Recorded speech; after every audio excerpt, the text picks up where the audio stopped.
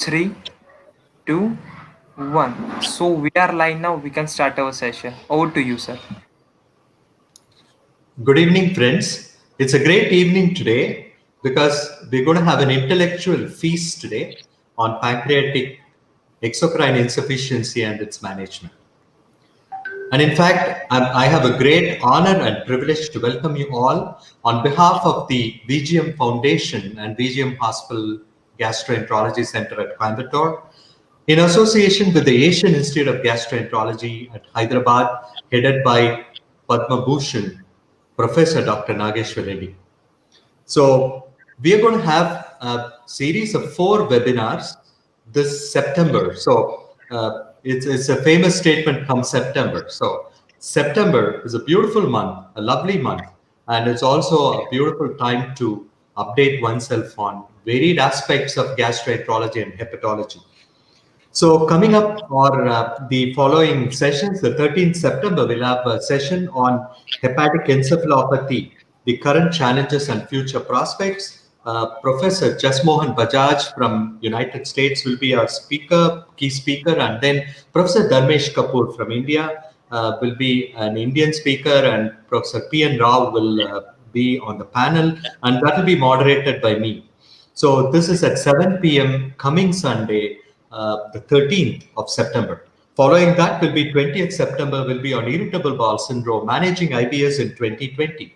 Professor Kok An Gui, who is a part of the Rome 4 committee from Singapore, will be the keynote speaker from who's an international speaker, and then the Indian speaker will be Professor A.S. Puri from Delhi, and then this will be the panelist will be Professor Manu Tandon from Asian Institute, and this will be moderated by Professor Nageshwar Reddy himself. On the 27th, we have a webinar on microbiota in health and disease. We have Professor Bernd Schnabel from San Diego, United States, and Professor Vineet Ahuja from India. And Dr. Cyriac Philippe Abe will be on the panel, and Rupa Banerjee from Asian Institute of Gastroenterology will moderate this session. So welcome to you every Sunday of September, 7 p.m. Please remember us. We are bringing in 4 beautiful topics to you, and the latest in the world as of 2020. And I thank Abbott Pharmaceuticals for its entire support for running these parallel series of 4 webinars. I have a couple of housekeeping announcements. One, you can start posting your questions right from the start. So these questions will be picked up by Professor Gourdas Choudhuri and projected to the panelists. Also, we are very happy that the Tamil Nadu Medical Council is giving a credit point for this program. So whoever has logged in will receive a certificate signed by us, by the AIG and VGM Foundation in association with the Tamil Nadu Medical Council's credit point.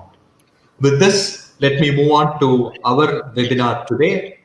The webinar will be moderated by my very close friend and an illustrious son of the soil, a lucid speaker who blends wisdom and knowledge and brings it for a clinical into a clinical perspective. He is none other than Professor Dr. Gourdas Choudhuri, who's a fellow of Royal College of Physicians, Edinburgh, also fellow of American College of Gastroenterology. He was a former director of gastroenterology at GPGI in Lucknow, and currently he is the executive director, Department of Gastrointestinal and Hepatobiliary Sciences at Fortis Memorial Hospital, Gurugram. So over to Professor Gourdas Choudhuri for conducting the rest of this session. Thank you. Thank you very much, Dr. Mohan Prasad. It's my proud privilege to be able to moderate this session. And right in the beginning, let me welcome the 3 people on the dais with me, the virtual dais. The one wearing a red t-shirt is our celebrated speaker today, Professor Suresh Chari. I'll talk about him a little while later. Right in the center, with a tie and suit, Dr. Mohan Prasad, very good friend of mine. very distinguished gastroenterologist, has been the president of the Indian Society of Gastroenterology, and has been a pioneer in many, many aspects of this specialty. Especially his recent interest is also in, I believe, neuroendocrine tumors. He's an authority. And the other young lad there is Dr. Rupjyoti Talukdar. He's a professor of gastroenterology at the Asian Institute of Gastro. He's partly homegrown, but that I must say for all the three of them. But after that, he has been to the United States in three different places, including Mayo and Milwaukee, and probably in Australia after that. And he's one of the real important pancreatologists of the country, budding pancreatologists of the country. I don't know how long we'll be able to call him budding. He's already budded in a way. Now I come back to our chief speaker, that's Dr. Suresh Chari. It would be pretty stupid to try and introduce Suresh Chari to people who have come to listen to a talk on pancreas. But nevertheless, my association with him is from 1984, or was it 85, when he passed his MD from the prestigious postgraduate institute in Chandigarh. And thereafter, he came to Delhi, did his DM, and then he left for the Western shores, had a longish stint in Germany where he excelled, and after that moved further west. And all of you know that his primary work life has been in Mayo Clinic in the United States. He has become an internationally celebrated and reputed pancreatologist, has given new dimension to our understanding of many aspects of diseases of the pancreas. In chronic pancreatitis to start with, thereafter the IgG4 disease or autoimmune pancreatitis. He's been the pioneer, the international pioneer, and of late, I think he's taken a lot of interest in pancreatic malignancies.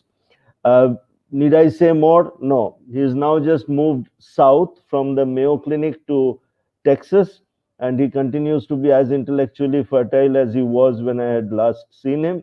So, with those words, I would welcome Dr. Suresh Chari to give us his talk. And after that, of course, we'll have Dr. Mohan Prasad speaking, and then I'll field the questions on your behalf. Over to you, Suresh. Welcome. No, you're muted, Suresh. Yeah, thank you, GC, and thank you, Mohan Prasad and the Foundation and Abbott for hosting this webinar series. And of course, I have a privilege to be the first speaker of this entire series. Let me share the screen here.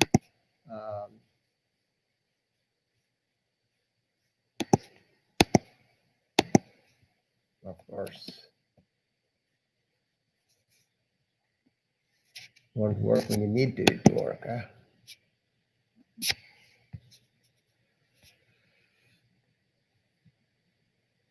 Excuse me, I'll get this up in a second. Sir, can I guide you? Can I guide you? Can you help me Yeah, sharing my the screen? problem. I think it's, I'll do it.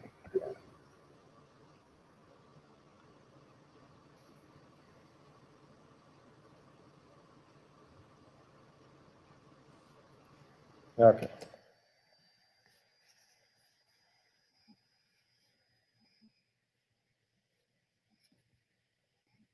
All right. We did that just now.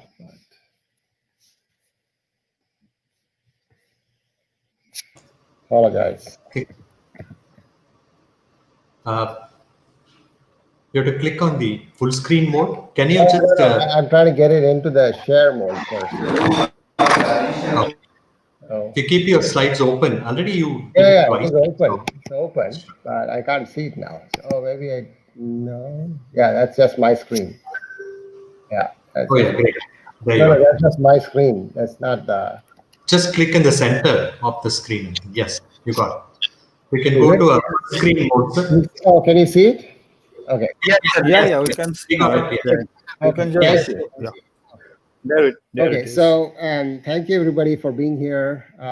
What I'd like to do today is discuss exocrine pancreatic function and give some new insights into how we look at exocrine pancreatic function and dysfunction, this assessment and treatment. You will be given some novel insights, and bear with me as I develop my thesis here. So as you all know, the exocrine pancreas has this structure of acini and ducts, and the islets, which form only 1% of the entire pancreas, are scattered between these acini. But as you will notice, the exocrine pancreas itself has two major functional parts with different sets of functions. The acini produce digestive enzymes that are needed to digest complex carbohydrates, fats, and proteins. Anything complex you eat needs pancreatic enzymes for digestion. But the pancreatic duct also plays a major role in that it produces bicarbonate to neutralize stomach acid. And this is secreted into the draining ducts, which drain into the intestine and neutralize the acid to bring up the pH, because the pancreatic enzymes get neutralized in acid pH. So the presence of bicarbonate is crucial for maintaining the functionality of the acinar enzymes. So both of them play a key roles in digestion of food. And I mentioned here components of exocrine function, and that the pancreas has two major functional parts, and we'll discuss some additional dimensions to this. One of the important things about exocrine function of these organs that we discussed, the acini and the ducts, is that like every other organ in the body, there are tremendous reserves of pancreatic function in a healthy person. My mentor, Dr. DiMagno, had done studies on pancreatic enzymes in healthy people, and he basically showed that you need about 10 times more, and you produce about 10 times more enzymes per meal that are needed for digestion, suggesting a tremendous reserve of pancreatic function in order to allow efficient and complete digestion of the food. But one thing that is also to be considered is the fact that there is extra-pancreatic lipolysis, something that I didn't study during my training, and even in my last 30 years, this has never been discussed in any form that I know. But one thing we know for sure is that if you have a total pancreatectomy and you give somebody 100 grams of fat, they don't put on 100 grams of fat. And there are poorly understood mechanisms of how this extra-pancreatic fat digestion occurs. And it's very upregulated in reduced pancreatic exocrine function, and there's no direct way to measure it.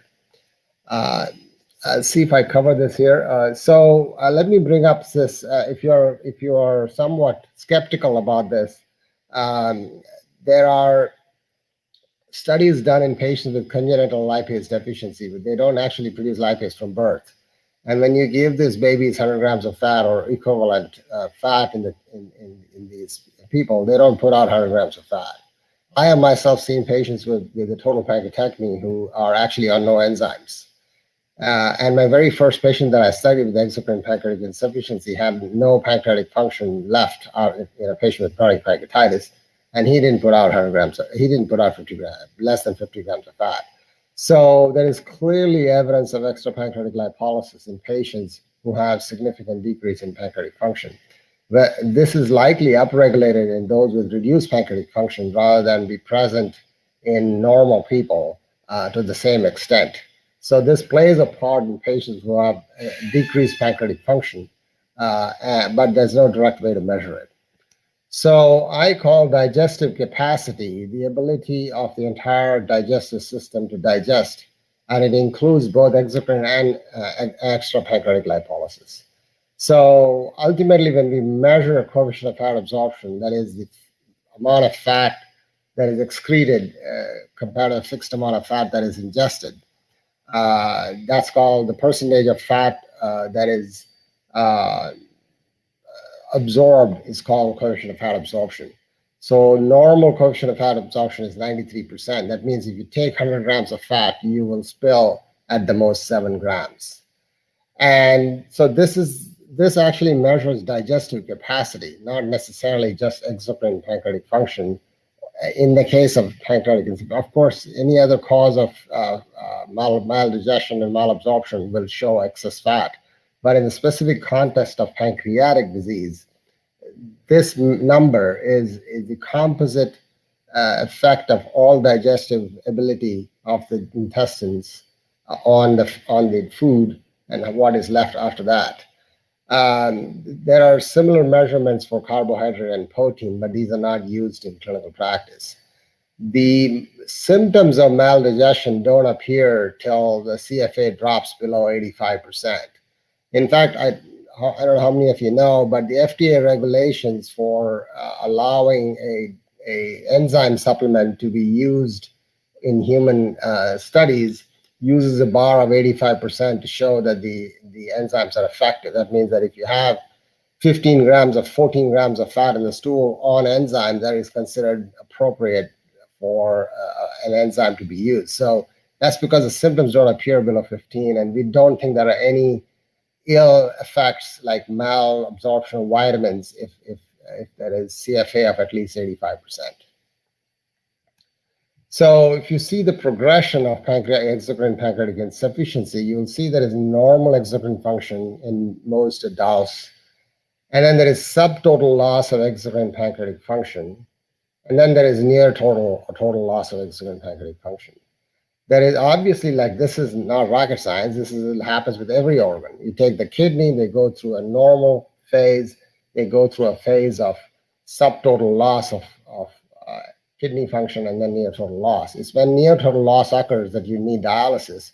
Before that, you just say there is kidney dysfunction.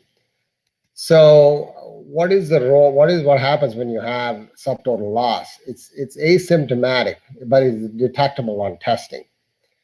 We have no idea that it has any consequences on health.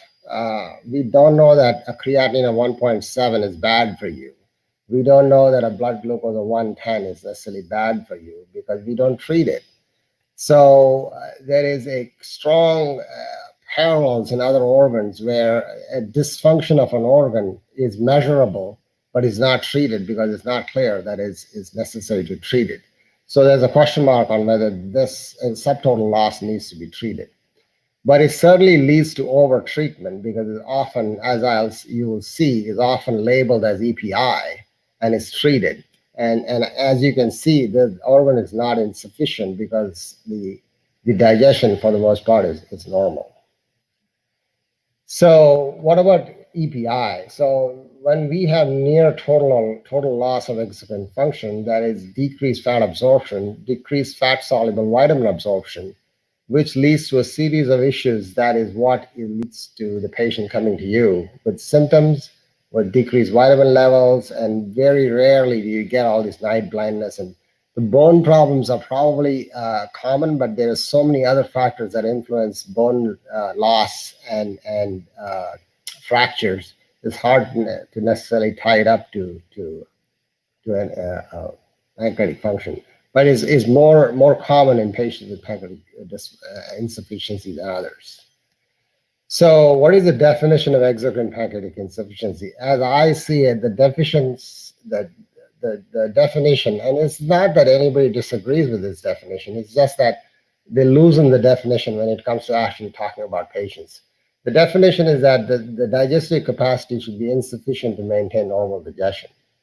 It's obvious. I mean, the organ is not able to do its work, and its functional capacity drops below what it needs to maintain normal function. So you see this in the form of symptoms, weight loss, vitamin deficiency, and remotely you see bone effects. Unfortunately, the symptoms can be non-specific, and the absence of symptoms does not exclude EPI. So that's the other part. And there are a lot of studies that are using symptoms to determine the presence or absence of EPI. I would say I would be very cautious, at least in a scientific study, to kind of correlate the two, because I have seen patients who have complained of bad flatulence who don't have abnormal fecal fats. And I've seen patients with complete absence of pancreatic function who claim they have no symptoms. So these can be difficult. But for the most part, we use these other features to determine whether a person has insufficiency or not. And Dr. DiMagno and Dr. Lankish had done studies back in the 70s that showed that 90% of pancreatic function has to be lost before you get pancreatic insufficiency. There's a counter argument from groups that have done acute reduction in pancreatic function by using orlistat or by blocking pancreatic enzymes. And there they show that 60-70% loss of pancreatic function can lead to insufficiency.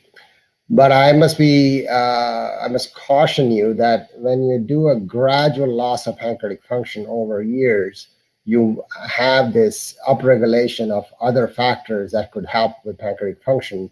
And so acute experiments which acutely block pancreatic lipase may not reflect what happens in patients who have a gradual loss. But when you do have this 90% loss of pancreatic function, the pancreatic damage is not subtle.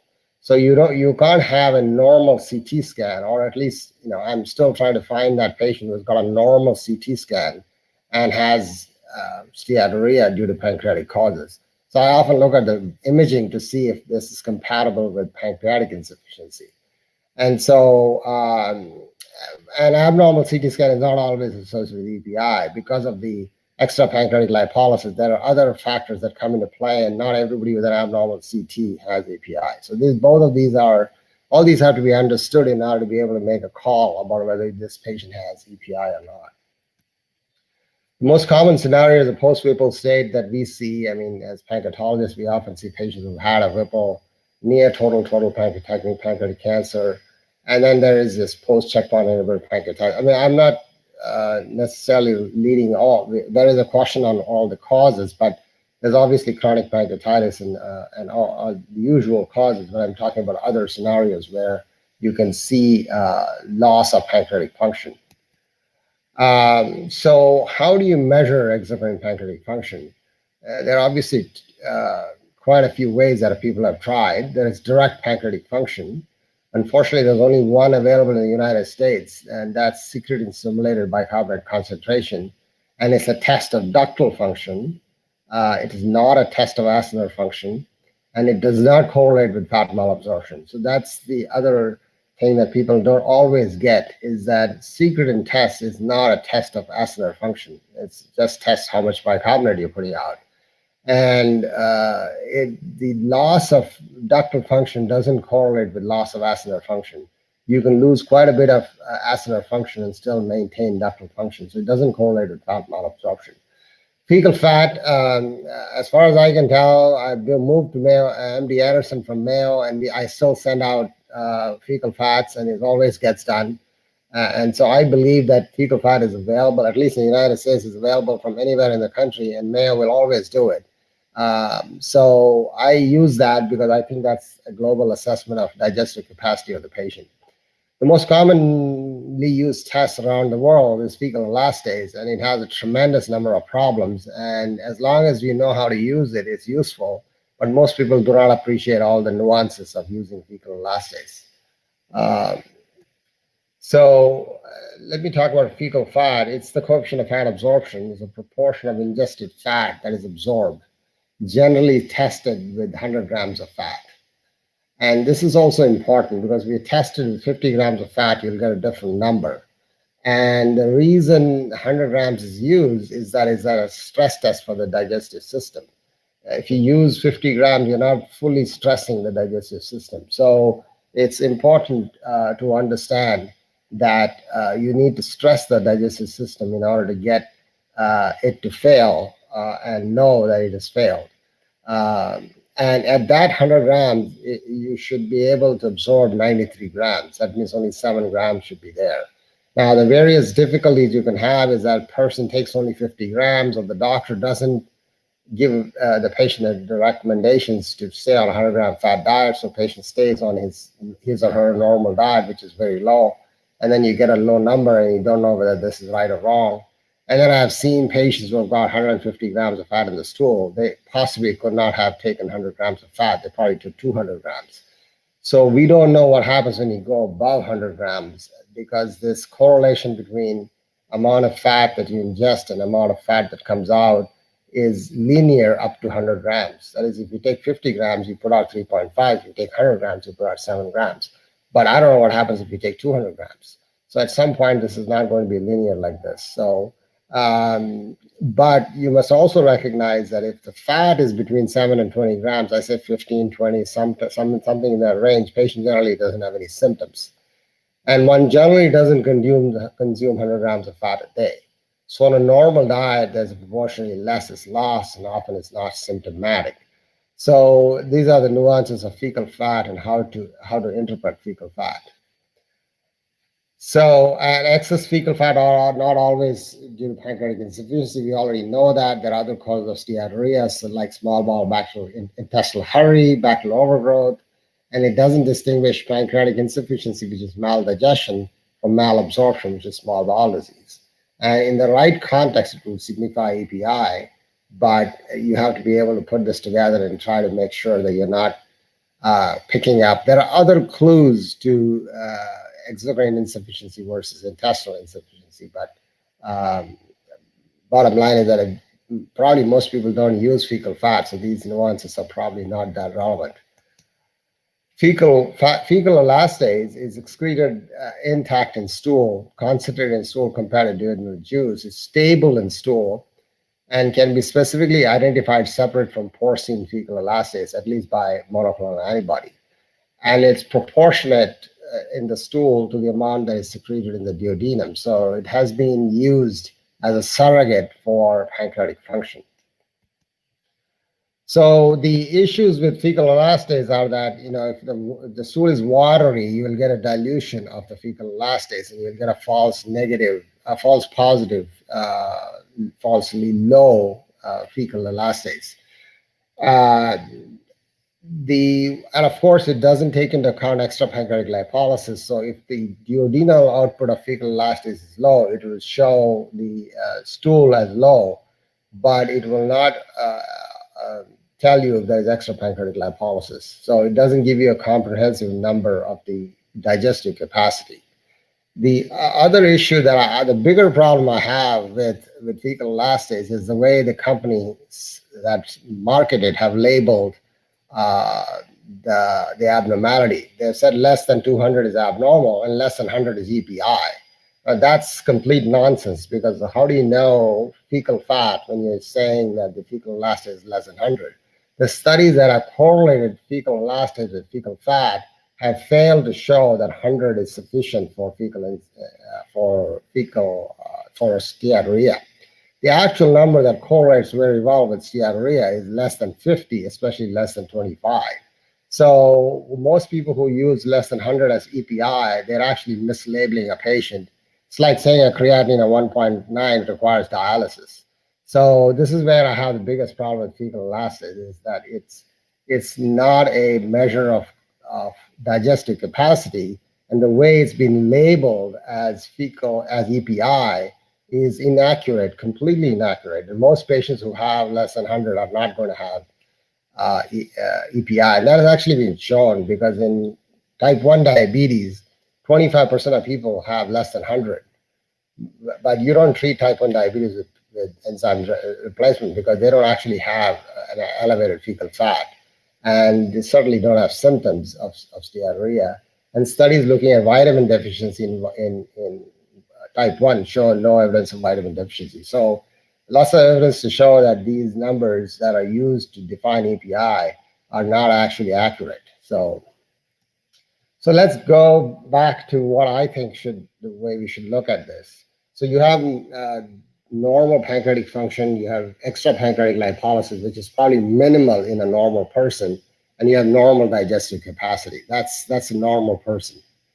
When you have a decreased pancreatic function, your fecal elastase is between 50 and 200, but you have variable amounts of extra-pancreatic lipolysis, and you still have normal digestive capacity. That is, if you did a fecal fat, you would have a normal fecal fat. So this I call exocrine pancreatic dysfunction. So these people have an abnormal fecal elastase, but a normal fecal fat. And then there is near complete absence of exocrine function. Here, the fecal elastase is usually less than 25. There is variable extra-pancreatic lipolysis, but the fecal fat will be more than 20. And these people have insufficient digestive capacity, low CFA, and would be labeled as exocrine pancreatic insufficiency. So I talk about normal dysfunction and insufficiency, and you'll see some more subcategories here. So when you get to that point, you have symptoms of meteorism, flatulence, diarrhea, weight loss. These are due to malabsorption, colonic bacterial breakdown, It can be non-specific, obviously, because the symptoms can occur due to other reasons, but specific symptoms likely above 15 grams of fat, 15, 20. And then you start to see deficiency of fat-soluble vitamins, increased fracture risk, malnutrition. So what is the clinical relevance of this, and how do you interpret it for practical use? So this is a digestive capacity versus pancreatic fecal elastase. I was telling you that there's very poor correlation between digestive capacity and exocrine function fecal elastase. So this shows that there is no correlation between fecal elastase and digestive capacity. And that's not surprising, because there are more factors involved in digestive capacity than simply acinar function. And this is in diabetes. So they measured fecal elastase in type 1 and type 2 diabetes. 40% had less than 200. 103 met criteria for inclusion, which means less than 100. And when they did this is the demographics of the group. But if you look at the fecal fat or digestive capacity in patients with fecal elastase less than 100 micrograms, you will see that the CFA is 92. That's almost normal. And they were actually taking 118 grams of fat on an average. So you will see that the CFA of more than 90% was seen in 60%, 90 to 85, and 28%. So only less than 12% had 85 or less. Now, there are other studies which have suggested that even this 12% has another reason for for the fat and not pancreatic insufficiency, because when they did direct pancreatic function tests on them, they found that these people had normal lipase and that this could have been due to bacterial overgrowth. So this is the correlation in the diabetic patient, and is limited value in identifying steatorrhea. So who should get pancreatic enzyme supplements? Obviously, if you have normal fecal elastase, normal CFA, normal nutritional parameters, no symptoms occurred, that's a normal patient. Now, obviously, doesn't need enzymes. But if you have impaired pancreatic function, you have reduced fecal elastase, you have a CFA more than 93%, your nutritional parameters are normal, you have no symptoms, and you obviously don't need PERT.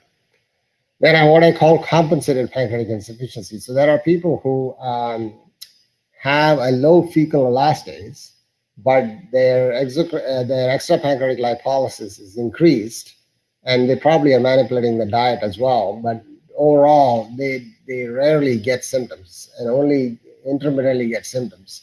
There, if your vitamin levels are normal, you don't necessarily need to give them enzyme therapy unless they're severely restricting their lives to prevent symptoms from happening. In that case, you can liberalize their diet and let them have enzymes.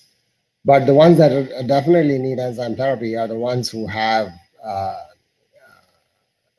decreased nutritional parameters, persistent symptoms, and of course a fecal fat of more than 15 grams. That group is obvious in terms of the group that needs pancreatic replacement. What are the principles of enzyme therapy? I myself tell the patients to distribute the calories through the day. What I learned when I was treating a patient with very proven almost zero lipase in the diet, in his output, was that if I gave him 3 to 5 equal-sized meals of 25 grams of fat in each meal, I made him constipated. And when I learned more about extra-pancreatic lipolysis, I realized that every meal is a stress test for the digestive system, digestive capacity. And if I stayed within his digestive capacity, I could feed the person enough calories through the day using his own or her own capability to digest food. Not everybody is going to have sufficient extra-pancreatic lipolysis and other things, so you will have to obviously add enzymes to this. But when you distribute calories through the day, you give the patient the maximal capacity to use their reserve digestive capacity to digest food. I distribute the enzymes through the meal because there is a simple rationale. There's not a single molecule of food that's going to get digested until it physically comes in contact with an enzyme.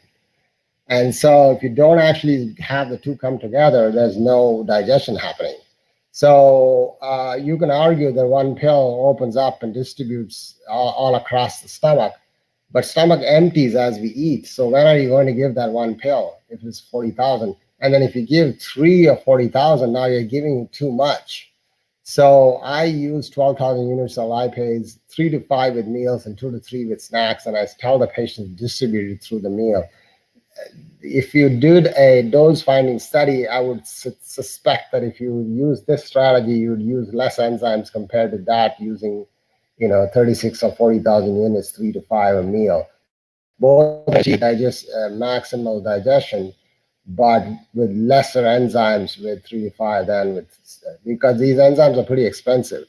At least in the United States, it costs $1,000. 1,000 units cost $1, so it's expensive. Acid blockers, this is well shown. Dr. DiMagno showed that if you use cimetidine, you improve digestive capacity because you improve lipase activity. And same thing now with omeprazole. If you add acid blocker, you protect lipase activity and you increase the amount of lipase available in the duodenum for digestion. And that would be another way to protect or reduce your amount of enzymes that are needed. And I follow them up with symptoms, fat-soluble vitamins, and weight. And I keep a watch on these to make sure that my patients are appropriately replenished with pancreatic enzymes.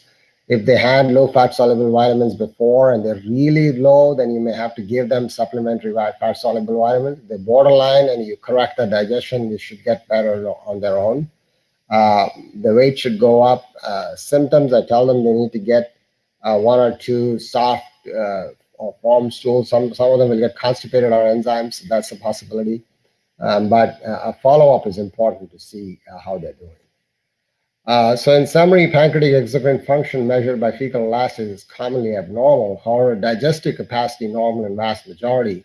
And if exocrine pancreatic insufficiency is proven, replacement therapy is very effective. I think I'll stop there. Thank you. Thank you, Suresh. That was very clear and to the point. Before maybe I should now move on to the presentation by Dr. Mohan Prasad. Is that how we go, Dr. Mohan Prasad? Sure. Yeah. So may I just tell the audience that quite a few questions have already come up. Just keep it on hold. I think let's finish the second presentation, and after that we'll have a few comments by Dr. Rupjyoti and then field the questions. Okay. Thank you so much. Dr. Mohan Prasad, over to you. Oh, wow.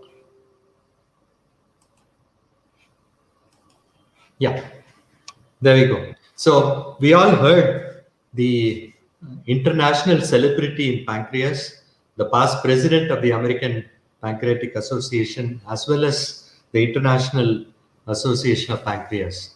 So Professor Suresh Chari. So thank you so much for having been with us.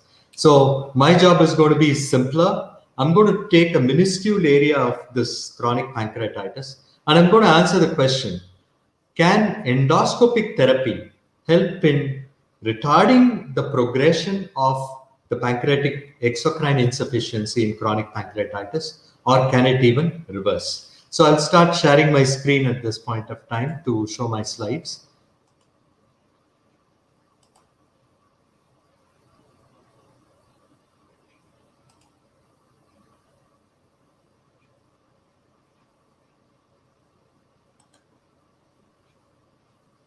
Can you see my slides?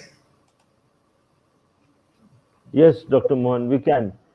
Great. Okay, sure. So we know that chronic pancreatitis is often irreversible inflammatory and fibrotic disease of the pancreas. So leading to multiple complications, pancreatic exocrine insufficiency is one such. And can endotherapy prevent or reverse the PEI?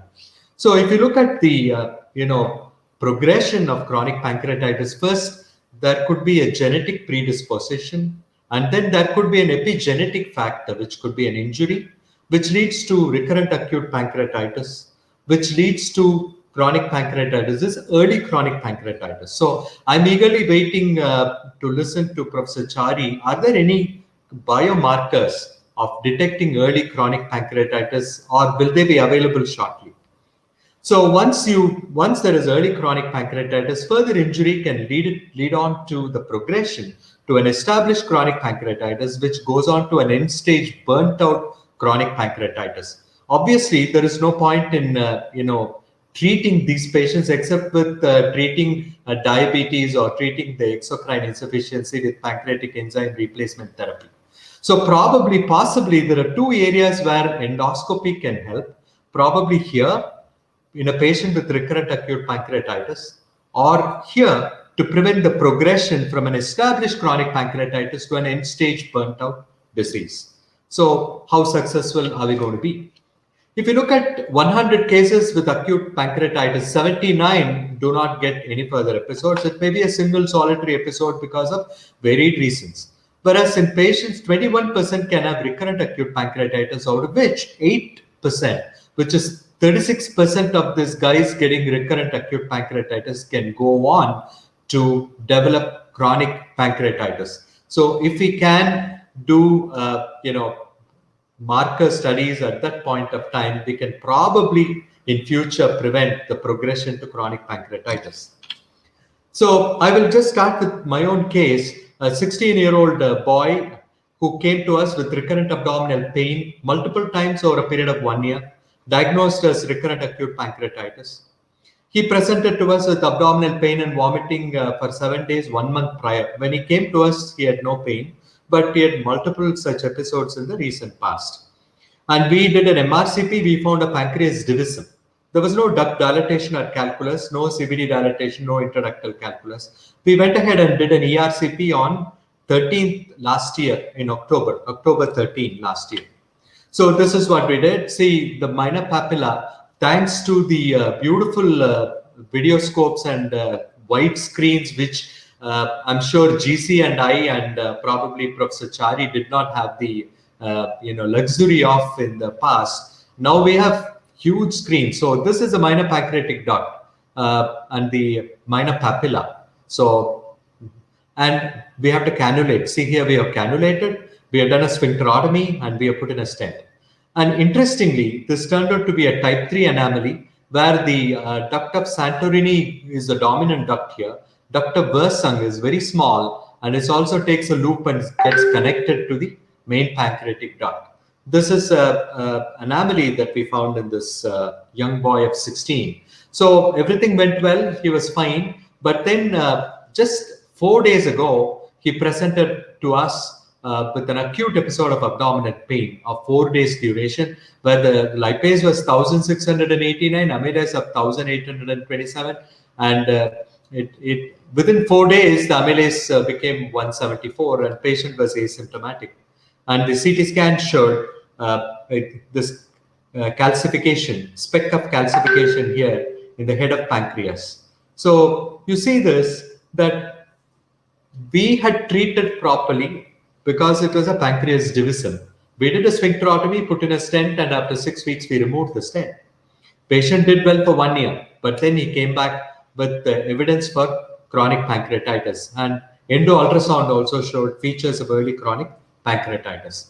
So did we do anything in way of endoscopy to prevent the patient from getting into chronic pancreatitis? At least in this patient, no. Probably we have sent for the genetic markers. We should be getting it in another 3-4 days time. Probably he has genetic abnormalities, mutations in SPINK or CFTR, things like that. So possibly that should be already prevalent. And we are probably looking at tip of the iceberg, not understanding the whole problem of the disease.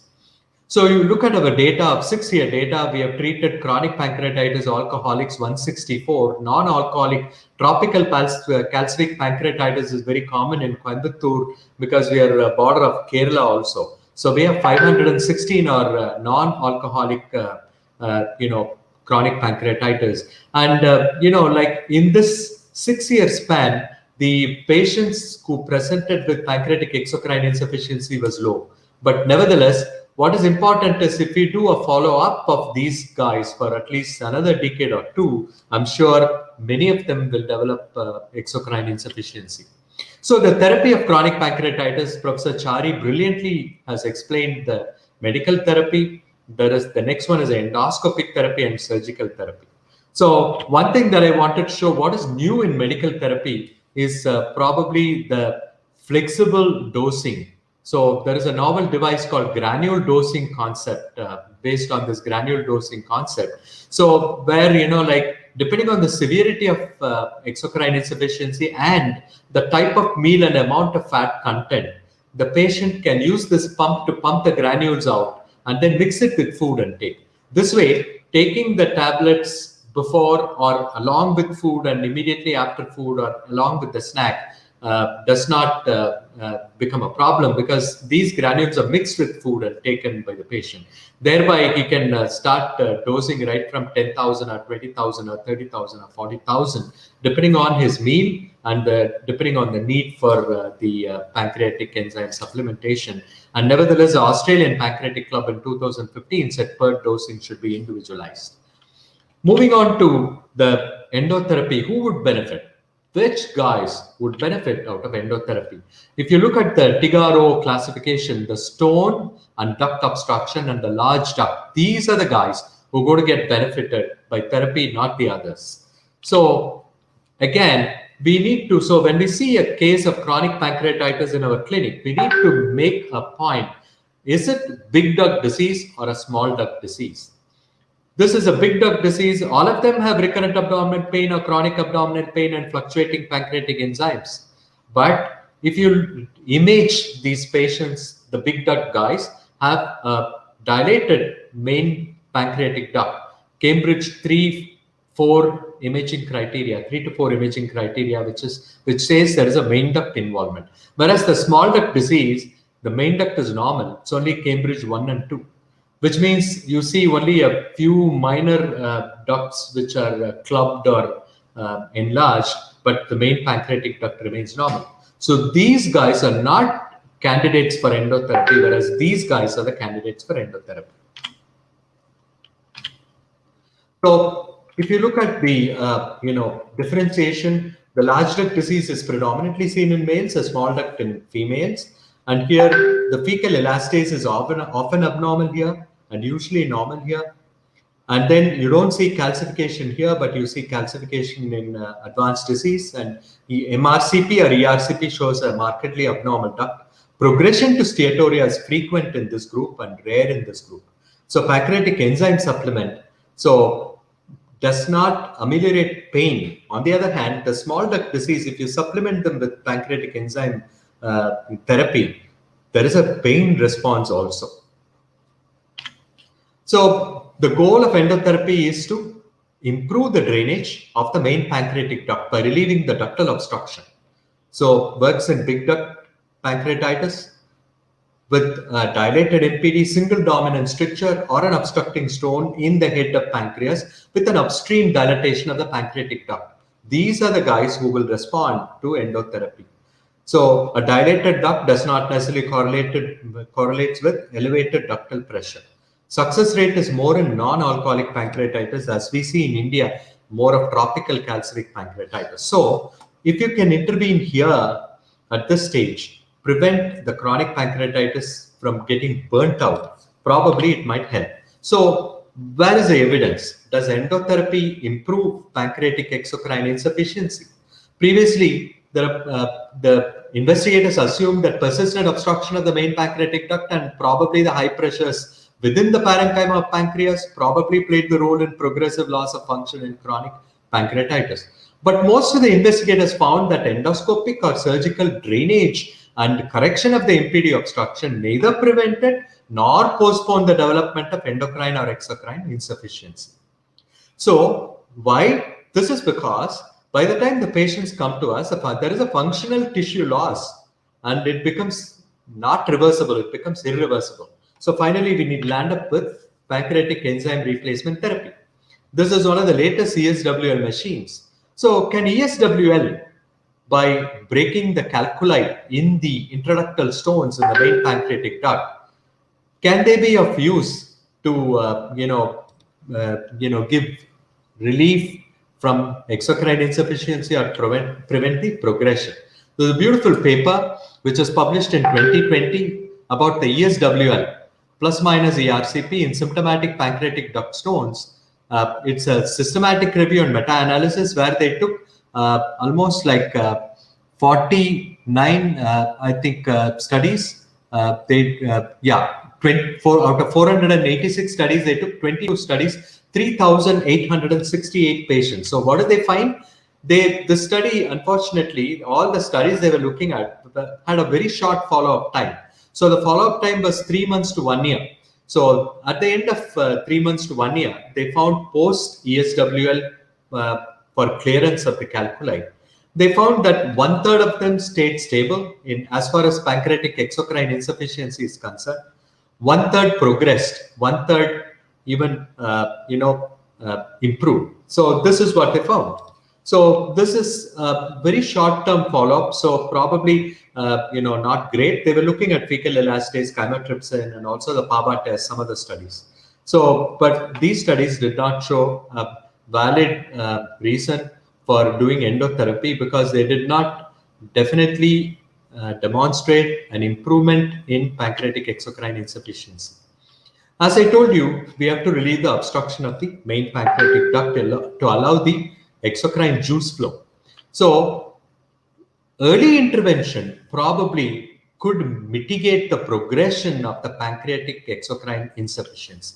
There's been animal studies which showed, been surgical intervention which showed that the pancreatic exocrine function improves in those people where the surgical intervention was taken up early in the disease. What is early? With an apostrophe, so we need to see. Okay, so various cohort studies also showed reported stabilization and postponement of endocrine and exocrine insufficiency after a surgical drainage procedure. So this is a cohort of small group of trial of 17 patients where they showed that post endotherapy or post early surgical intervention, they had pain relief as well as improvement in exocrine endocrine pancreatic function when compared to the conservatively treated group. So the studies, animal studies and surgical studies show that early intervention probably can postpone or even reduce the exocrine and endocrine insufficiency in pancreas. So this is a nice study published in 2004 from Jacques Davier group and also Michel Kramer group from Europe. They looked at long-term clinical outcome after endoscopic pancreatic ductal drainage for patients with painful chronic pancreatitis. So this study took up 110 patients and they followed up for 14.4 years, 56 long surviving patients. And they found that endotherapy provides long-term benefits for about 2/3 of patients with painful chronic pancreatitis, and good clinical outcome was associated with cessation or absence of smoking, whereas alcohol abuse increased the risk of diabetes, steatorrhea, and mortality. So they also showed there was an improvement in exocrine function. You look at this diagram here, which the open squares indicate non-alcohol induced chronic pancreatitis. Here, the closed squares, this is the alcohol-induced chronic pancreatitis. If you see post-endotherapy, months after completion of treatment, they've gone up to 200 months. And they showed that in people who are non-alcoholics, endotherapy, there was a stability of the pancreatic exocrine insufficiency. Also, in alcoholics, there is a steady deterioration if they continue to drink alcohol, whereas if they abstain from alcohol, this also improved. The same happened for the diabetes status also, the endocrine insufficiency. In alcoholics was degrading and declining faster when compared to the non-alcoholics who underwent endotherapy.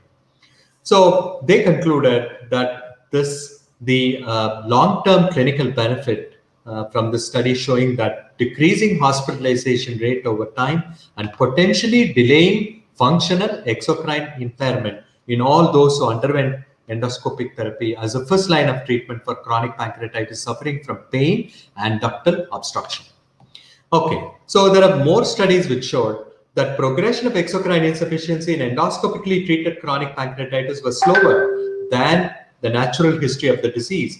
Aman published the natural history of the disease. So if in untreated patients, endoscopically not treated patients, 60% developed pancreatic exocrine insufficiency in 8 years after the onset of chronic pancreatitis. Whereas when they treated endoscopically drained the duct, it took 18 years for 60% of patients to develop exocrine insufficiency, indicating again probably the endoscopic drainage in main pancreatic duct obstruction delays the onset of exocrine pancreatic insufficiency. Beautiful study which was published in 2016, 2,153 patients in a single cohort, the Chinese group, where they showed the risk factors of steatorrhea and chronic pancreatitis, where they followed up the patients for beyond 20 years. So from the point of onset of the pain and from the onset of diagnosis, so after drainage, they followed them up. So what did they show? Look at this, bar graph, this line graph, which shows that this is 10 years, 20 years, 30 years, 40 years after the treatment. They found that untreated patients followed up. They found that the steatorrhea was high. Whereas on the other hand, patients who underwent ERCP or ESWL, the blue line, or the green line is the surgery, patients who underwent surgical drainage, the years after successful drainage, they followed up for 15 years, a large cohort of people, where they showed that the cumulative rate of steatorrhea was much lower when compared to people who did not undergo a drainage. And what is the percentage of pancreatic exocrine insufficiency over a period of 20 years is 22.9% in the whole group. So untreated, the exocrine insufficiency was more. It was exponentially increasing in the first decade, second decade, third decade. Probably from fourth decade, it is getting burnt out, or that is extrapolated, of course. So whereas surgical drainage and endoscopic therapy reduce the onset of pancreatic exocrine insufficiency. So what do? We do sphincterotomy, dilatation, stenting, and stone extraction.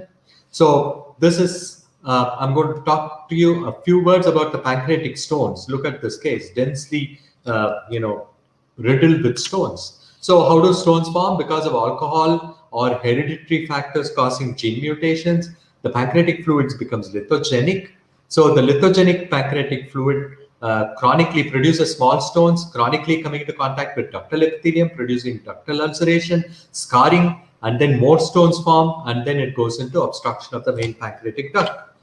So this is one case where the multiple stones are there. The pancreatogram does not fill up the pancreatic duct properly because there are multiple stones in the head chenu region and also proximal body region of the pancreatic duct. After a sphincterotomy and balloon sweeps, we could deliver a lot of pancreatic calculi after a sphincterotomy. So, and then we dilated using the Sohindra metal dilator, and then put in a 5 French single pigtail stent with the tail outside, and the patient did well.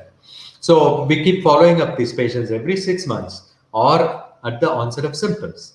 So stone removal, this is, you can, if you don't have extracorporeal lithotripsy, or if you want to do intracorporeal lithotripsy, you can use SPY pancreatoscopy, and then go in, visualize these calculi, and then over the wire we put in the SPY scope, and then we remove the wire with the holmium laser probe. We go in with the scope, and then we just blast these large calculi, especially in the head region, so we can easily pulverize them and also balloon sweep them. So we can get a ductal clearance of 37 to 100%, and the complications of lithotripsy is less than 10%. So ESWL, clearance of radiopaque obstructive MPD stones larger than 5 millimeter located in the head body is the recommendation by ESGE 2018. ERCP for MPD stones that are radiolucent or smaller than 5 millimeters. And restricted use of endotherapy after ESWL, because if you can pulverize the stones, they themselves will flow out. You don't need to do an endotherapy in majority if you can pulverize it properly.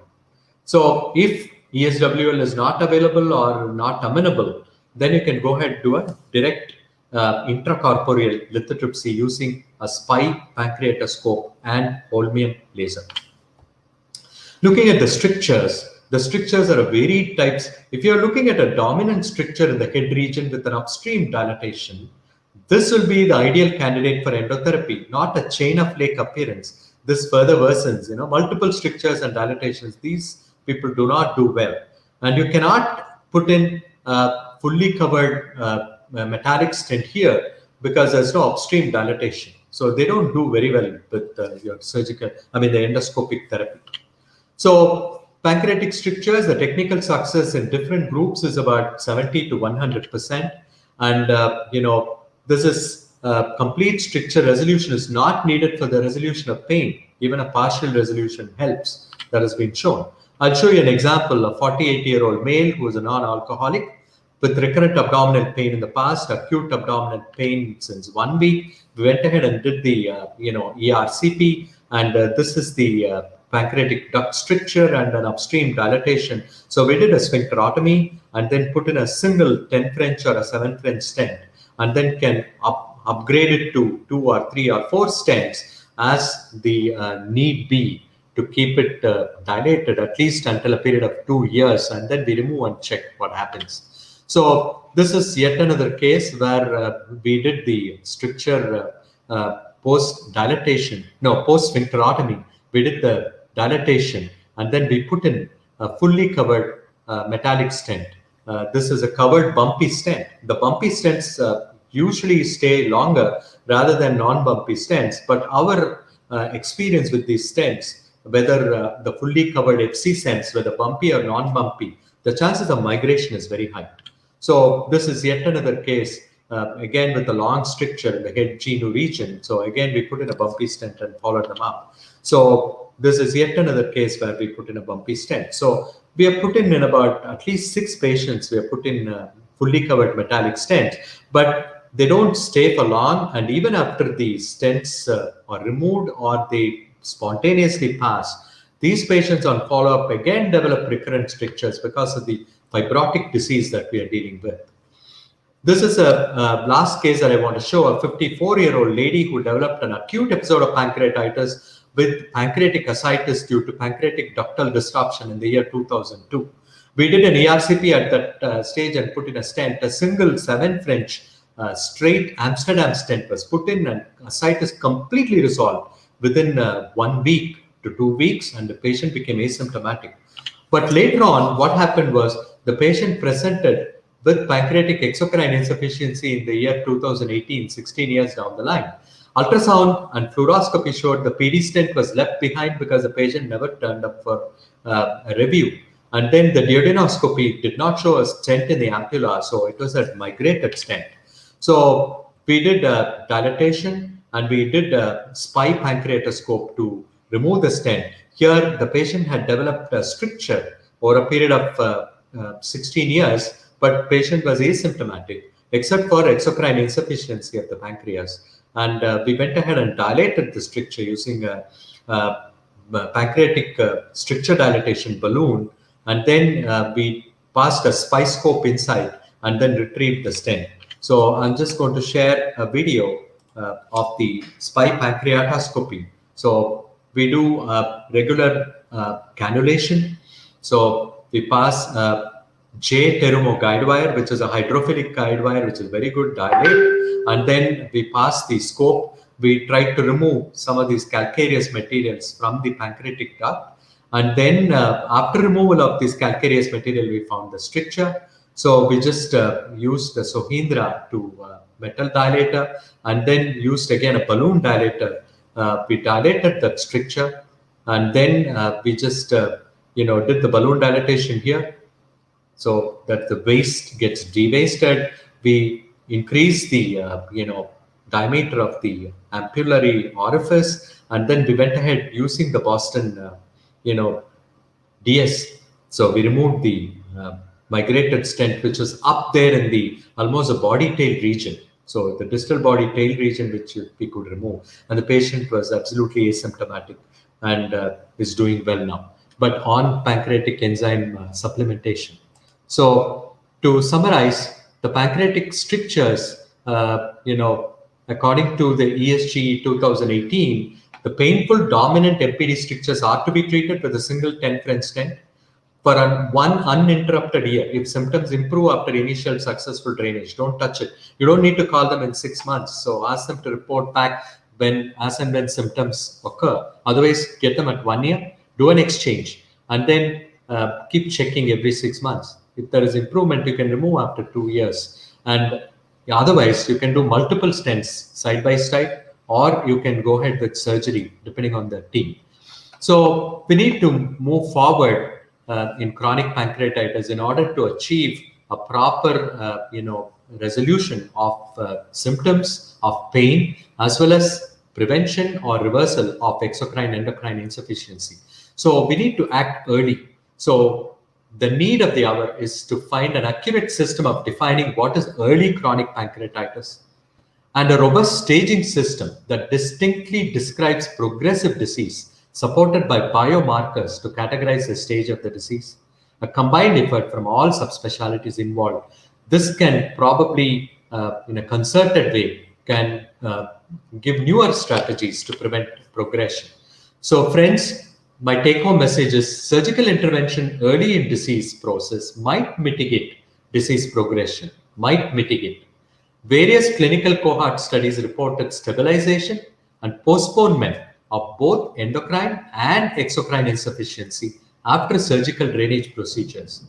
ERCP plus minus ESWL to relieve the MPD obstruction have been shown on a 10-year follow-up in a large cohort of chronic pancreatitis patients to improve or reverse pancreatic exocrine insufficiency or probably delay. Proper case selection of patients with chronic pancreatitis for endotherapy can help in improving PEI. Thank you so much. And I thank Abbott and thank Imagika and the StreamYard platform for making the whole presentation today possible. Thank you so much. Thank you very much, Dr. Mohan Prasad. I think your video demonstration was very good. I mean, the pictures on spy pancreatography and the way that you dealt with the stones were, I think, exemplary, excellent. Dr. Talukdar, could we have a few comments from you? I mean, after that, we have a line of questions, a long list of questions, so I'll put it to all three of you. Sure. So I'll just quickly go through a few points. Like Dr. Chari's talk, as usual, was phenomenal. Great talk, simple, and I mean, that's how he always gives his lectures. So in continuation of his lecture, like I strongly echo with the concept of extra-pancreatic lipolysis. We often see in patients like overweight patients or even obese patients, but pancreas full of stone and completely atrophic pancreas. I mean, what explains their absence of malnutrition? So one possible cause could be, as we are learning more and more about the gut microbiota, now it's very clearly shown that if there is undigested fat in the intestine, there is a gross change in the microbial diversity. And this microbiota is actually very plastic. It has lots of plasticity. And once they change, they tend to produce more lipase digesting enzymes. So that is a possibility. Secondly, once there is exocrine insufficiency, there is upregulation of the genes that express or encode for gastric lipase and salivary amylase. So many additional mechanisms come up which could compensate for the loss. So extra pancreatic lipolysis, I think, is an important concept that needs to be studied further, because that could help in modulation of the enzyme replacement therapies. Secondly, on fecal elastase, again, in my practice, I hardly use fecal elastase for our patients. I mean, we are a referral center. Patients who come to us already have abnormal morphology and symptoms, so we don't really need to prove PEI through fecal elastase. But when patients go to the other peripheral centers for the first time, the disease is not very florid. Then in those centers, people do have a tendency to prescribe this test, which at times are helpful, even though there are lots of nuances that Dr. Chari had alluded to. So my suggestion. Can I ask you a question? So yes, this sir. was a very vexing clinical problem in our practice in Lucknow. Yeah. So if you have a patient with florid chronic pancreatitis, that is stones in the pancreas, right. I have yet to see a person whose elastase or fecal chymotrypsin would be normal. I mean, by and large, it would be low. The problem often comes to my mind is the other way around. I mean, in case if you have a person with recurrent pancreatitis, you don't really have evidence of chronicity, then what do? Right. Do you actually do a fecal elastase, chymotrypsin, or do you do a fecal fat? Because these tests are becoming pretty difficult to get by. Right. So in India, I don't think anyone does fecal chymotrypsin or fecal fat today. I mean, in the current scenario, fecal elastase is the only modality that can be used. And yes, at times we do have to use fecal elastase when the patient is appearing like borderline, but we have to be very cautious in interpreting the findings. And it's always good to do fecal elastase in-house. I mean, if we send to a far-off lab, there are evidence that it may get degraded. I can give this example from our controls in our clinical studies. Like when we did not do elastase in our hospital, we used to send it to different labs. They are taken to Bombay or Delhi, and even overweight or normal body weight or even obese patients had fecal elastase of less than 15, less than 20, which is not possible. So I think we No, have to be I very get your point. I get your point. No, I'm just for the audience. I just wanted yeah, you to clarify that when yeah, you do elastase, you're actually measuring the amount of enzyme that the pancreas is producing. right, right, The exocrine pancreatic is producing. On the other hand, when you do fecal fat, you're actually assessing absorption deficiency of fat due to many right. factors, out of which one of them is the pancreatic enzyme deficiency. So Right, the right. two things actually answer two different questions. So I thought Yes, that that yes. might be quite a bit. Yeah, yeah, yeah, Go yeah. ahead. Sorry for the interruption. Go Yeah, ahead. no, no, Any other that, questions? Yeah. Can I ask a yes. question Just a minute. to the same Yeah, yeah. connection? Okay, fine. Otherwise, let Rupjyoti finish. I thought there are quite a few questions I had to put to Chari. Go ahead, VG. You're the host, so you are most welcome. Go ahead. Okay. Not really about the same topic that we were Yeah, Yeah, discussing. yeah. Those days, to Rupjyoti. So those days, like 72-hour motion had to be collected in CMC. Vellore used to yeah. do very religiously. Take a sample and then look at it. So I don't think any lab does it today Right. or any center does it today. Ex- So what is the role of Sudan B staining on just a simple sample of on the slide under microscope for looking at fat globules? Yeah, Do yeah. you think that's Some lab does it like they give a number of 6 fat globules or more. But then in the Indian context, what we see, at least in our patients at AIG, which we cater to from mostly from Eastern India and some part of Southern India, bearing Kerala and Tamil Nadu. So we see only around 16 to 18% of our patients has steatorrhea, in spite of they having florid like morphologic changes. So in that situation, we may not get the accurate representation of exocrine insufficiency by Sudan black. So we don't do it, and I don't think that will give us an accurate representation. And to So Professor Chari, is there a biomarker? Well, that's the holy grail of this whole territory. We don't have yeah, one. There's no good substitute for the Candidates? global digestive capacity. There is no yeah, substitute. They're using a breath test in Europe, but it's not available in the US, which is supposed to mimic the whole thing related to digestive capacity and not simply pancreatic exocrine function. So we don't have anything for the that yet. other aspect of exocrine insufficiency Go ahead, is like Rupjyoti. what. Any other Yeah. points? Yes, sir. Quickly, two more points. And the other aspect of exocrine insufficiency, which we probably don't recognize much, Yes. and it is difficult to study, is just the functional abnormality of the acinar cell. I mean, we had looked and actually reported this a couple of years back. In chronic pancreatitis, the pancreatic islets are morphologically intact, but they are functionally deficit. Like they don't show apoptosis or abnormal acinar cells. So we don't know what is causing I think the signal. We've lost him. We've lost his signal. Yeah, so maybe we'll start with the questions when Rupjyoti joins so we function. can put it to him. So, Dr. Chari, so there are quite a few questions, about Uh, 14 of them. Oh, are you back, Rupjyoti? he's Yeah, yeah. back. So I think there was some problem with the line. Yeah, yeah. Sorry. Yeah, yeah. Yeah. So Yeah, go ahead. Go ahead.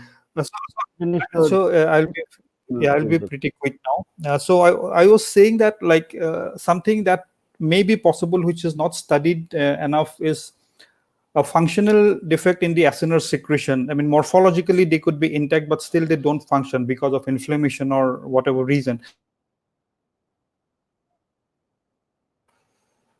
Yeah, we had shown this thing for beta cells, published a couple of years back, where the islets were intact in the pancreas of patients with chronic pancreatitis, resected samples, but they were not functioning to glucose challenge.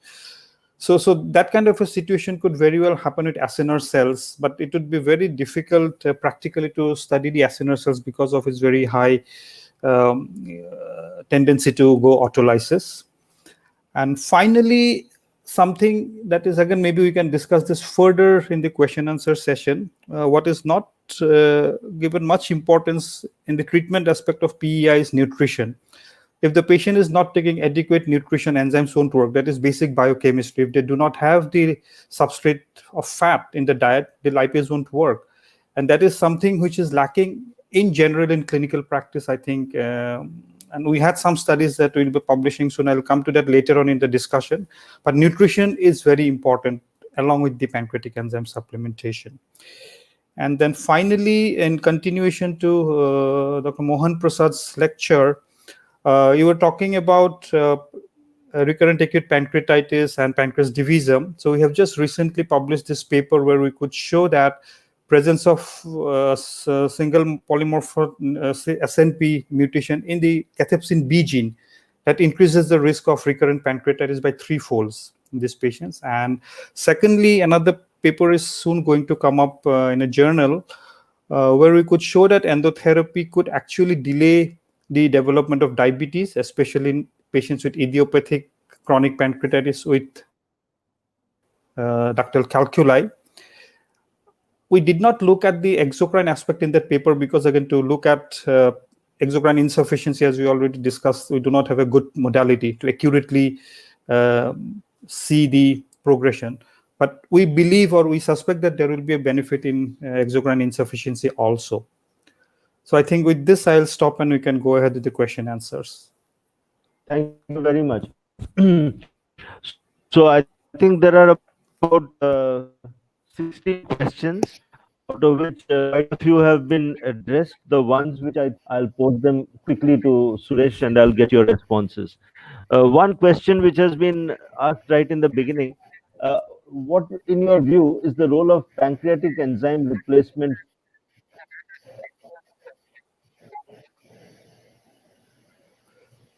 pain or treatment of pain? I think I get it. This is the first question in the chat column. It's regards pain and enzyme use. Personally, I don't use it for that purpose. There have been multiple randomized control trials that have looked at enzymes for pain control. This is all based on a hypothesis that CCK releasing peptide is inhibited by using trypsin in the oral enzyme therapy, and that would prevent it, that will digest the CCK releasing peptide, and therefore you will not get stimulation of the pancreas.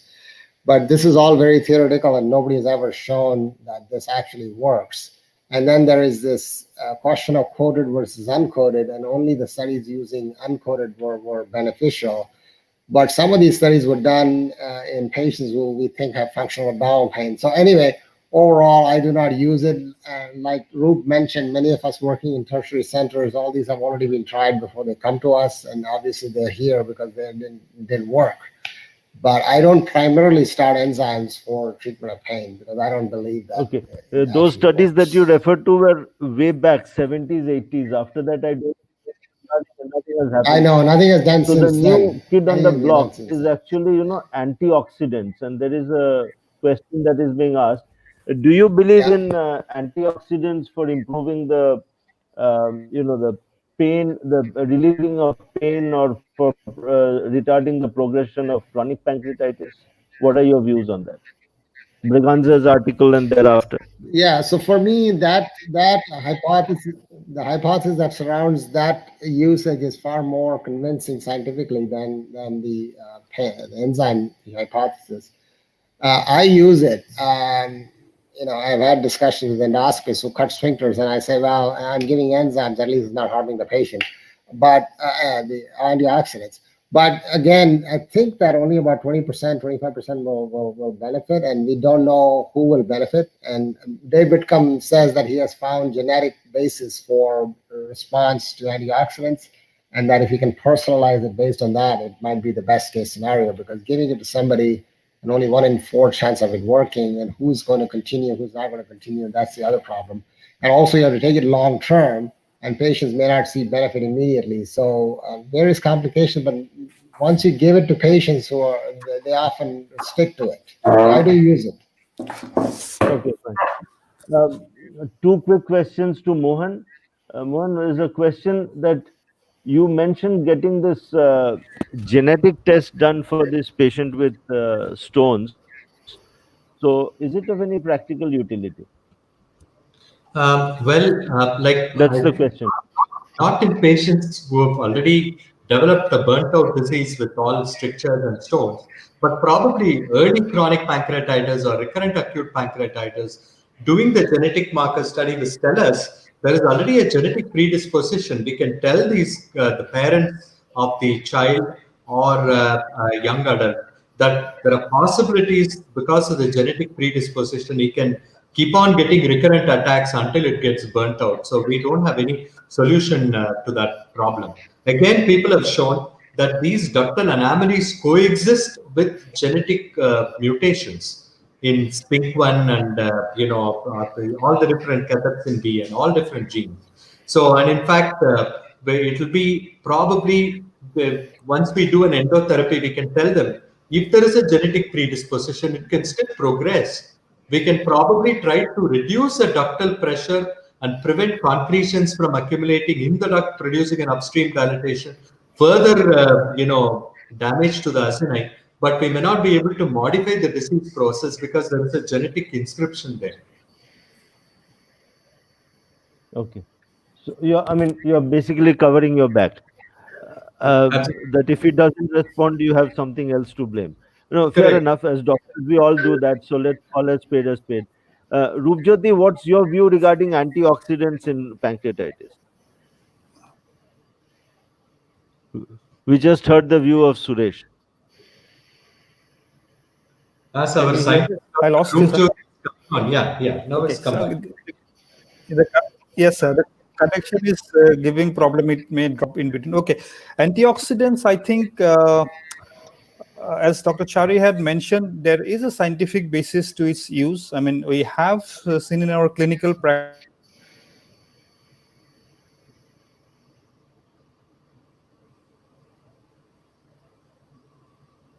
No, I think we are again all frozen. Suresh, can you hear me? Yeah, I can hear you. Okay, Suresh, can you hear me? So I think I'm back the now. questions to Suresh first, then we'll get to Rupjyoti. Suresh, Yeah. Rupjyoti, I'll come back to you. Your connection is no a problem. bit of a problem. Some problem. Suresh, the questions are quite a few of them, but one of the important questions is that is there pancreatic insufficiency following an attack of acute pancreatitis? Yeah, and that's do a you good question, normally... and has been studied. So let me give you the basic science behind it, and then what the clinical implications are. So the first thing that the acids does when there is pancreatitis is it stops apical secretion of enzymes, and there is basolateral leak of enzymes, which is why you see it in the blood as opposed to. But the lack of apical secretion of enzymes suggests that there is a stunning of the pancreas, and that there will be decrease in exocrine function, exocrine secretion of pancreatic enzymes. The question is, how long does this stunning last? And in acute pancreatitis setting, this probably lasts not more than a few days. And if you have necrosis, obviously you're going to have permanent loss of pancreatic function. But there have been studies looking at amino acid incorporation into the enzymes to see how much pancreatic enzyme production is happening in this thing. And by 2 or 3 weeks, they tend to recover. So yes, there is stunning initially, and there is reduction of pancreatic enzyme initially. but it doesn't last very long. And so I don't think they need to go home on pancreatic enzyme supplementation. It's very common practice to send patients home on pancreatic enzyme. Agree. Yeah. Okay, fine. One question again, Suresh. If a person is diagnosed with chronic pancreatitis, but he's otherwise fine nutritionally, no weight loss, no steatoria, how long would you wait to initiate PERT after a patient is diagnosed with chronic pancreatitis? I think in this setting, you can follow the fecal elastase serially. And if it is, the only thing is how do you interpret the fecal elastase when it actually drops? Because it still needs to be considered in the context of the patient's symptoms and the patient's and vitamin levels. As long as they're normal, I would continue to follow them. There's no need to start PERT without actually proof. PERT is expensive. And so we don't have to start PERT just because the person has chronic pancreatitis. It's like saying, I'm going to dialyze every patient with chronic dysfunction of the kidney. We don't do that. So there's no need to do that in this setting either. But wait for either vitamin levels to drop or symptoms to appear or something else to happen before we start that. Is there any dietary or nutritional tips that you give patients with chronic pancreatitis? I think that one of the things is that if you do a severe fat reduction, you're going to lose weight and it's not going to help. So I don't reduce fat until my back's out of the wall and the patient's DRA is not responding. I would rather give them a balanced diet that is evenly spread over the day and make sure that they're getting enough and vitamin supplementation and make sure they're getting a nutritious diet throughout the day. But spread it over the time and all the other principles that I mentioned. But very rarely do you go to MCTs and fat restriction and all that stuff. That is in extreme cases. So for the most patients, no. In fact, there is a paper from All India Institute that have proven that home-cooked nutrition with good nutritional counseling is good enough. They don't even need MCT. Okay. Okay. Two questions to Dr. V.G. Mohan Prasad. One is that, if a person, what kind of pain does the person have to qualify for an endotherapy for chronic pancreatitis? Well, generally, is pancreatic endotherapy indicated even without in chronic pancreatitis? If yes, when? okay, that's a great question. There are two questions. The first one is the type of pain. That's So the generally, question. Yeah. pancreatic pain occurs after a meal and lasts for a few hours. So it may be mild to moderate. Sometimes in acute or chronic, it may be even severe with the radiation to the back. So the mild, dull, chronic pain that happens postprandially about an hour or hour and a half after food, depending on the gastric emptying times, is classical of pancreatic pain. So if somebody has a pancreatic pain, I would encourage him to try taking pancreatic enzyme supplement along with food. And probably if there is an obstructed system, probably decompress. As both the scientists, Dr. Suresh Chari and Rupjyoti said, that probably without a PEI, pancreatic exocrine insufficiency, the enzyme supplementation may not be needed. So, but still give it a try. But if there is a ductal main pancreatic duct obstruction by stricture or single or multiple calculi, I would decompress the system with a rider that the pain may go or may not go, because we are looking at pain originating from the pancreatitis, smoldering pancreatitis and involvement of the nerves that may not go away. But then at least decompression of the duct may, if that is the ductal hypertension is the cause, then it might regress. And there are no studies which looked at patients without pain and undergoing endotherapy on a long-term follow-up. We don't have data. I think both of them can add on. Do we have any data on ERCP in patients with chronic pancreatitis, obstruction of the main pancreatic duct without pain? Are we justified in doing endotherapy, and what is the long-term follow-up? So any data on Before that? that, let me ask, before they answer, let me ask this question back to you, VG. So Yeah, suppose you get a person, otherwise a very fit candidate, has got a stone in the head with a upstream dilatation of the pancreatic duct. Okay, you would be any one of us would be very tempted to do endotherapy to get that stone out. Okay, we presume that that stone is causing ductal obstruction with increased pressure. Would you do that if he doesn't have any significant pain? I would. I would, because with the fond hope that we prevent the upstream dilatation. It is like I say it is similarly. I tell my patients also. There are multiple No, no, water. no, no. You tell your patient, but answer us. So a while ago, you said the indication is not strong, and I'm now the answering. question is that why would you do it just because technically it is possible and you're tempted? Not like that. I would prevent the ductal hypertension because once there is a more ductal pressure, the acini will not secrete and the secretions can never flow through. It has to be a low ductal pressure system for the acini to send their enzymes the out into the duodenum. Ultimately, I have to remove that block. So I will try with my fond hope that there may be a resolution. Okay. Rupjyoti, what would you do? Without symptom, I would not go for a ductal decompression, because again, these patients are very often likely to have pain even after removal of the stone, because they do develop neuropathy and many other factors. So I'd be really careful in subjecting them to endotherapy if they do, or surgery for that matter, for panductal stones if they do not have symptoms. Suresh, your view? Yeah, so this is an interesting topic because, when Santi had recently studied 500 consecutive patients with chronic pancreatitis, and 50% had no symptoms prior.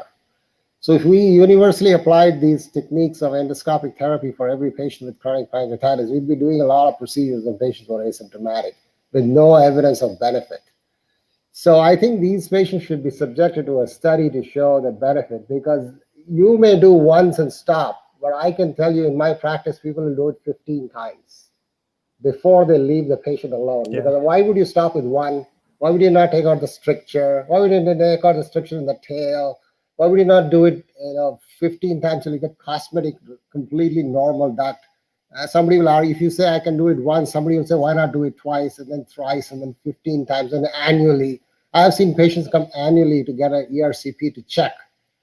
So this idea that you can do it in asymptomatic patient can be taken out to a great extreme, where patients are subjected to multiple procedures and harm, because now they're coming to the hospital over and over and over again for something that they're not even symptomatic.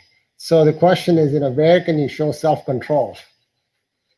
Okay. So if you think that the first time is okay, what about 3 times? What about 5 times? So Okay. So I hope the audience is liking the fact that there could be difference of opinion between experts. I remember a professor of mine at Ames telling that two doctors can be very good, but they can have differences of opinion. So that was my role to bring out a few. One important question has been asked. Suresh, do you recommend proton pump inhibitors with uh, PERT therapy, or do you think it's not required? So again, there's an interesting question here. So I started a lower dose of PERT therapy than most people would, and I believe that adding the omeprazole or this one actually will reduce the total amount of enzymes you need, because it does protect lipolytic activity. But if you're starting with 120,000 units of lipase, you probably don't need it because you're over treating there. So I would say that if you start with lower dose with acid blockers, you probably save the patient some money by using less amount of enzymes. But it certainly has been shown to protect lipolytic activity. One question for V.G.Mohan Prasad, maybe any one of you, of course. This is a doctor from Coimbatore, Dr. Anabha. What's the experience with sphincter of Oddi manometry and subsequent surgery for ISO-D dysfunction? I presume the context of the question is that that could be another cause for recurrent pancreatitis. Yes, and Yeah, VG, you thank you want for to that. take that? I don't think any of us are doing sphincter of Oddi manometry, at least in our country. So I passed the question to Professor Chari because even the experts in the US have questioned the diagnosis of sphincter dysfunction. So what is the current thinking, Dr. Chari? Well, I mean, if you ask me, it never was a disease and never should have been treated, but it's a disease born in the United States and has died in the United States. After that randomized controlled trial by Peter Cotton, at least officially people are not supposed to do it. People may still be doing it, but no, I would say no. Okay. One politically sensitive question that has just been asked. So let me see how three of you are united or divided. Uh, is there a brand-wise variation in India with regard to the pancreatic extract? Does any particular brand seem superior when used for PERT? Obviously, don't give away your sponsorships. I mean, it'll be obvious. So let's hear a frank answer. I can give you a U.S. answer to this question. It's very simple. Every hospital has a agreement with a certain brand that they come up with, and you prescribe outside that brand. The patient's costs are so high, they'll come back to that brand. So it's very easy. We have one brand that the company has made arrangements with that particular hospital, and that's all we can prescribe. But if you ask me, when do you break this rule? That would be in patients who might need non-coded drugs as opposed to coded. And that's the only differentiation we would make. And then we would go to the company or the hospital and say, we need to make an exception for this patient because he needs this or that. So otherwise, our choices are limited by the arrangements with the insurance companies. So. V.G. Mohan Prasad. Yeah, I think I would agree with Professor Chari. So, because we have not done clinical trials head on comparing different pharmacologic brands of enzyme supplements available, we usually go by the credibility of the company and try to think that that brand is working. So, other than that, we don't have, as Professor Chari said, whatever is available in the pharmacy is what we prescribe finally. Yeah, but having said that, it's not just the company reputation. We are talking about technology. So, the microspheres and microspherules Yeah. and so those things, how much does it Right. matter in clinical practice to you or to Dr. Rupjyoti? Roop, I would you think, like to yeah. answer this? Yes. Yeah. So I think concept-wise, it would be important for the enzyme granules to be in microsphere form because it has to pass through the pyloric channel through the gastric chyme, and only 2 millimeter or lesser size chyme can go through that. So conceptually, it would be important to have a microsphere. I don't think there would be a difference between microsphere and mini microsphere. Like anything less than 2 millimeter is fine. It has to be enteric coated. So if these two characteristics are present, I think that could be labeled as a good preparation. Now coming to different companies, actually there was a study in Germany several years back where they looked at different compositions from different companies, and one particular brand came out superior than the others, but I'm not sure how much conflict of interest was there in that study and who conducted that study. So that is something I put aside. In If the I remember right, Suresh, correct me if I'm wrong, Malfertheimer was the person who was very active with these trials, wasn't he? So Jean DiMagno had a number of fellows who worked with him, and Peter Lyer and Malfertheimer were both there with him. Yeah. And so Peter Lyer has done a lot of this work. And so the interesting thing you mentioned that it has to be coded, all of Dr. DiMagno's work was done in uncoated. And he actually showed it's very efficient. In fact, he sprinkled plain old enzyme onto the food was the most efficient. Actually, Yeah. if you go to the old studies, Rupjyoti is very interesting. Those 5 classical trials which Chari referred to, and Mhm. I'm surprised that nothing further has come after that. Yeah. The two which were not entry coated were the ones which gave the best relief, and they were tablets, especially for pain relief. Yes. Whereas the others, I mean, And what I'm saying, was there acid suppression with that? I mean, if we suppress yeah, the acid, I think then non-enteric coated should work. yeah. So It- at it- that it- point in time, I think acid suppression was a must. The yeah, only yeah, change that happened is when microspheres and mini microspheres came, yeah, then the yeah, concept came that you may not have to give a acid suppressant along with it. yeah, Am I yeah, right? Chari, correct Yes, me if I'm yes. yeah. Agree. yeah, yeah. Agree. So But yeah, even if we give a non-nitric acid suppression, would So take care here's of it. my little bit of physiology here. So the gastric pH goes up above 5 for an hour after you eat. But an hour into the meal, the pH actually starts rising above 5. And if the enzymes are released in this atmosphere, and then the enzyme pH drops below 5, 4, those enzymes which were activated during that gastric phase when they were high will all get inactivated. Right.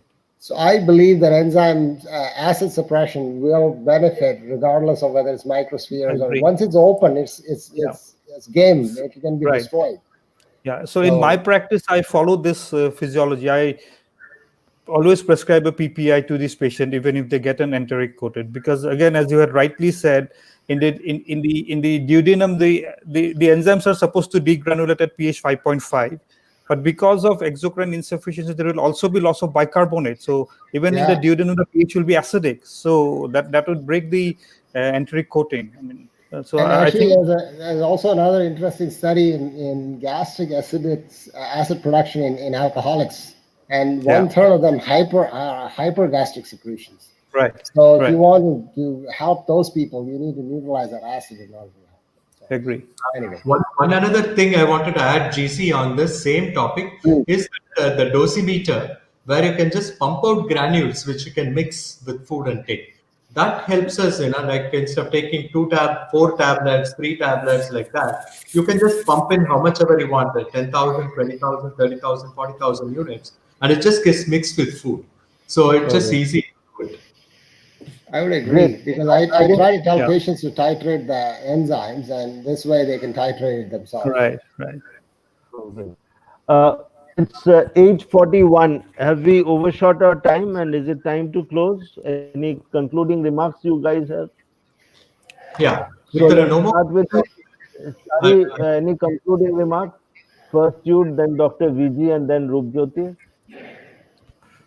Chari sir, over to you.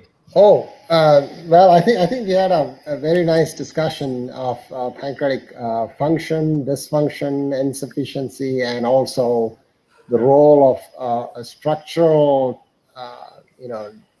interventions to delay progression of these issues.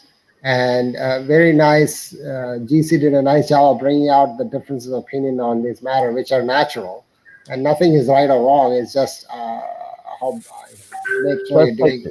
Yeah. So yeah. Appreciate that, and it was a very nice discussion. Thank you all. Yeah. Thank you. VG, your turn. I thought Roop can finish and then I can take over. Okay. Yeah. Rupjyoti, your Sure. So anyway, I need not speak about the eloquence of these speakers and the talk. So what my take home or my final advice would be, when we treat these patients with pancreatic enzyme, nutrition therapy is a must. You should not ignore that. Patient should not be given a fat restricted diet. They should take a normal home cooked meal, and if need be, vitamin supplementations can be done. Regarding antioxidant, my belief or whatever work we have done shows that antioxidant does cause relief in pain. I'm not sure if it reduces the disease or slows the progression, but it does reduces pain. That will give a better quality of life, and they will eat better. And that way, the effect of pancreatic enzyme supplementation will also be better. So I think these few things are. Sorry, one question pertaining to what you're talking about. So these vitamin supplements should be given orally, or they have to be given parenterally? It's orally. If the patients are taking pancreatic enzyme, oral supplementation is good enough. Okay. Fine. There was a question pertaining to that. Yeah. Anything else, Rupjyoti, or we move on to VG? I think we can move on to VG. Okay. VG, your turn. Yeah, my last word of thanks to my dear friend, 35-year friend, Professor Suresh Chari, for his kind acceptance, for taking time off on a Sunday morning in the US. And he has had new, arrival in the family, so they're all rejoicing. So at this point of time, he has given time and has been very kind enough to do this class, just like a student class. I just love learning. Thank you so much, Professor Suresh Chari, for being a celebrity in pancreas, but making things so simple, so that even people like me could understand. Thank you so much.